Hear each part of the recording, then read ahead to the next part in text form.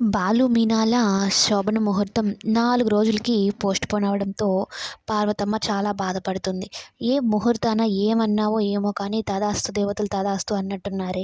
అందుకే ఈ ముహూర్తం కాస్త వాయిదా పడింది అనైతే చెప్తూ ఉంటే, ఆ దేవుడు నా బాధను అర్థం చేసుకున్నాడమ్మా. అమ్మగా నువ్వే నన్ను అర్థం చేసుకోవడం లేదు. అసలు అతని పేరే నేను తలుచుకోలేను. అటువంటిది అతన్ని నా భర్తగా నేను ఊహించుకోలేకపోతున్నానమ్మా. మానసికంగా నేను సిద్ధపడలేను అనైతే చెప్తూ ఉంటుంది. మీనా, ఒక తల్లిగా నేను ఎందుకు చెప్తున్నానో అర్థం చేసుకో అమ్మా. నా బాధ నాకుంటుంది. మీ ఇద్దరు కలిసి కొత్త జీవితాన్ని ప్రారంభిస్తే అన్నీ సర్దుకుంటాయి. ఆ అబ్బాయిని నువ్వు మనస్పర్ధం చేసుకొని ఇలా ఆలోచిస్తున్నావు. ఒక్కసారి తనని మంచిగా ఆలోచించి చూడు. తనలో అన్ని మంచి గుణాలే కనిపిస్తాయే తప్ప తను ఏ రకంగానూ చెడ్డవాడు కాదమ్మా అనైతే చెప్తూ ఉంటుంది. కానీ మీనా మాత్రం, నువ్వు ఎన్ని చెప్పినా నా మనసు అందుకు అంగీకరించట్లేదమ్మా. అసలు ఆ అబ్బాయిని నేను భర్తగా ఊహించుకోలేకపోతున్నాను అనైతే చెప్తూ ఉంటుంది.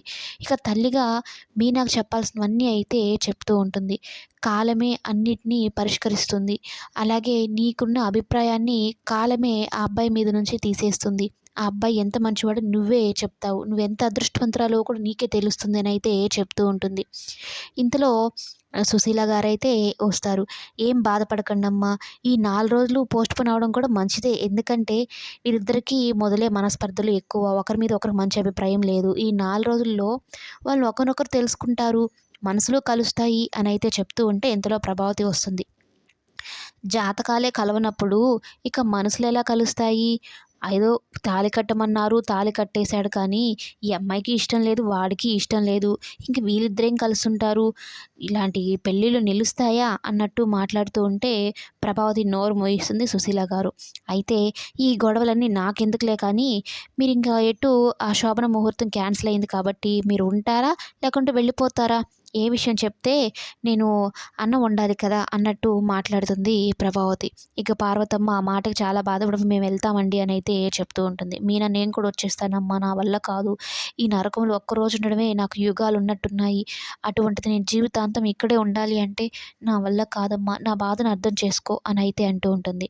ఇంకా పార్వతమ్మేమో, నువ్వు పుట్టింటికి రావడానికి ఒప్పుకుంటా కానీ వచ్చేస్తా అనడానికి మాత్రం నేను ఒప్పుకోనమ్మా. 4 రోజులు పోతే నీ భర్తతో నువ్వు సంతోషంగా ఉంటే నువ్వు ఈ మాట తర్వాత అనమన్నా అనవు. నీ భర్తే నీకంతా లోకమైపోతుంది అని మంచి మాటలు చెప్తుంది పార్వతమ్మ గారు మీనాకి. నువ్వు ఎంతగా నన్ను మార్చాలని చూసినా నా వల్ల కావడం లేదమ్మా. నా మనసులో ఏదో బాధ నన్ను తడుతూనే ఉంది అని అయితే చెప్తూ ఉంటుంది. ఇక వాళ్ళైతే బయలుదేరుతారు. ఓ పక్క బాలు 4 రోజుల వరకే పోస్ట్‌పోన్ చేయగలిగాను. ఆ తర్వాత ఈ గండం నుంచి ఎలా బయటపడాలిరా స్వామి అనైతే ప్లాన్ల మీద ప్లాన్లు వేస్తూ ఉంటాడు.